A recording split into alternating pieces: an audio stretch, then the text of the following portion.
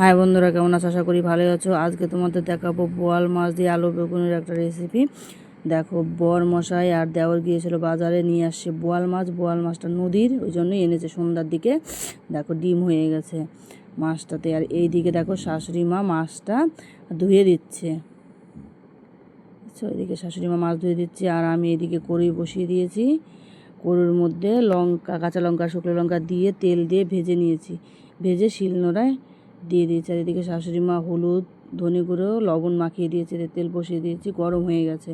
মাছ দিয়ে দেবো এক এক করে। বোয়াল মাছ তো ফুটবে, কাঁচা তেল দিয়েছি তাও ফুটবে, তার জন্য একসঙ্গে দিয়ে দিলাম ঢেলে, যাতে আস্তে আস্তে না দিতে হয়, খুব ছিটে যায় গায়ে। আর দিয়ে দিলাম ঢাকা, যাতে গায়ে না আসে, ওই জন্য। আর এদিকে লঙ্কাটা বেটে নিচ্ছি আমি, শিলনোড়াতে লঙ্কাটা বেটে নিচ্ছি।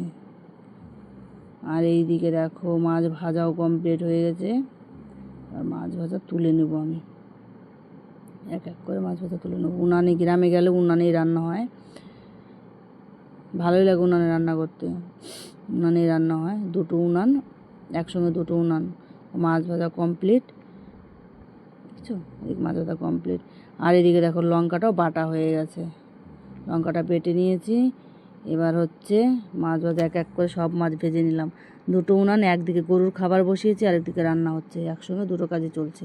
মাছ ভাজা আমার কমপ্লিট।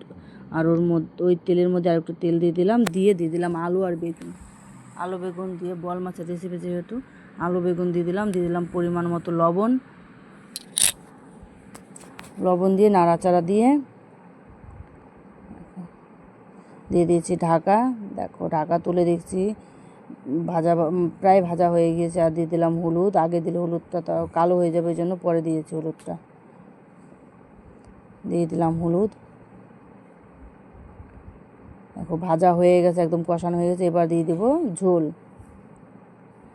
দিলাম, জল দিয়ে দিলাম। জল দিয়ে তো ঝোলটা ফুটে উঠেছে। দেখো কালারটা হয়েছে কি দেখো। আর এর মধ্যে দিয়ে দিলাম ওই লঙ্কা বাটাটা, ঝোলের মধ্যে। ভাজা লঙ্কা যেহেতু তেল দিয়ে ভেজে রেখেছে, ওই জন্য ঝোলের মধ্যেই দিয়ে দিলাম। আর এই দিকে দেখো মাছগুলো ঝোলের মধ্যে দিয়ে দিয়েছি। অনেকটা জাল হয়ে গেছে, ফুটে গেছে ঝোলটা। এবার মাছগুলো দিয়ে দিলাম। এবার দেখো এইদিকে অনেকটা ফুটে গেছে। এবার ফোড়ন দেবো। ফোড়ন ধরে মাছ তরকারিটা ঢেলে নিয়েছি, কড়াই বসিয়ে দিয়েছি। তেল দিয়ে দেবো পরিমাণ মতো, অল্প পরিমাণে তেল দেবো, বোয়াল মাছ তো অনেকটাই তেল উঠেছে, ভালো ছিল মাছটা। দিয়ে দিলাম গোটা জিরে, ফোড়নে দিলাম শুধু গোটা জিরে। মাছটা খুব ভালো ছিল, খুব তেল ছিল আর ফুটছিল। আর এদিকে দেখো ফোড়ন দিয়ে দিলাম আমি। আমার ফোড়ন দেওয়া কমপ্লিট। এত জল ছিল উনানটা, কি বলবো। আর দেখো একদম বাইরে ছিটকে পড়ে গেছে। আর দিয়ে দিচ্ছি জিরা গুঁড়ো।